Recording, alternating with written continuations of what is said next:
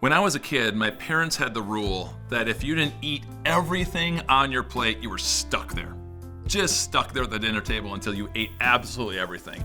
That was really painful for me. I despised peas. I don't know if you like peas or not. They were absolutely gross to me as a kid, these little green balls of mushiness. And my parents had this mountain of peas that they give me, and I would be stuck there 15 minutes, 47 minutes, and on and on and on. I remember this one time, I don't know if it was strategic for my parents or accidental, but I had my mountain of peas that I refused to eat, and my mom and dad said, "Ice cream for everybody." And we didn't get ice cream that much. It was a pretty special treat for us.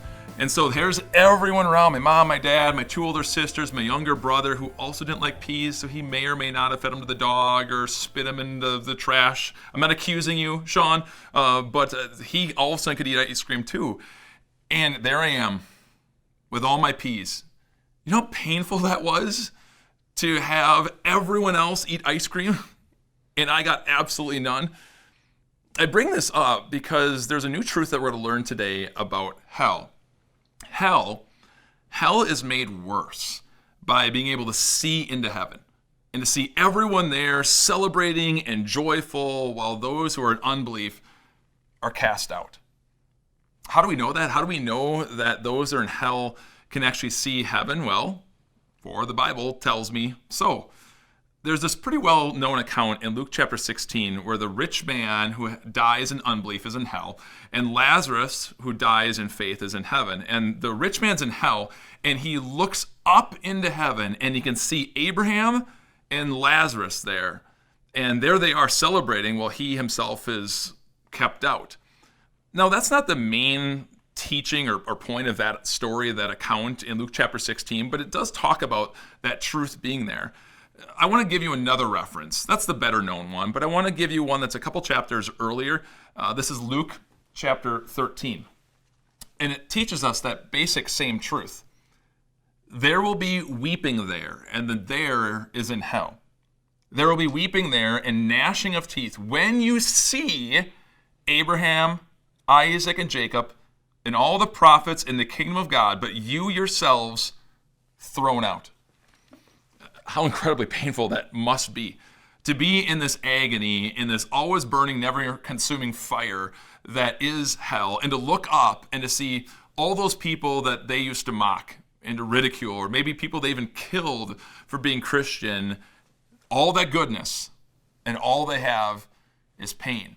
Hell is made worse by being able to see into heaven. Well, that begs the question then, when we are in heaven, because of the mercy of Jesus and by his incredible grace, when we die in faith and we go to heaven, will we look down and will we be able to see hell when we look down? In all my reading and all my research, I have not yet found one passage that says anything about believers being in heaven and being able to see into hell. In the Luke 16 account, Abraham answers the rich man, but it doesn't say anything about him looking into hell or seeing into hell. And why would we? In heaven, there's nothing but joy and celebration and gladness. Our focus in heaven is on Christ. And why would we want to look away? The one who destroyed death so that we could have life eternal, the one who is light that gives joy to all, that will be our focus. That will be where our attention will be in heaven, celebrating Christ and looking there. So you and I don't have to worry about who is looking in or that they see in. We'll never be there. Because of Jesus, you'll be in the party. You'll be in the celebration. What a great place for us to be. So I just told you that when I was a kid, I absolutely despised peas. I have grown up. I enjoy them now. For you, when you were a kid, what were you stuck at the table eating? Leave that in the comments below, just the one little word of what it was that you absolutely couldn't stand. And hopefully your taste buds have changed and you've got a lot of joy eating that thing again. If these messages are a blessing to you and your faith and you want more, we'd love to make it easy for you. You can just click this button right here to get connection to a YouTube subscription. Or if you want these devotions right into your inbox, you can click right here. YouTube here, email here. Email here, YouTube there.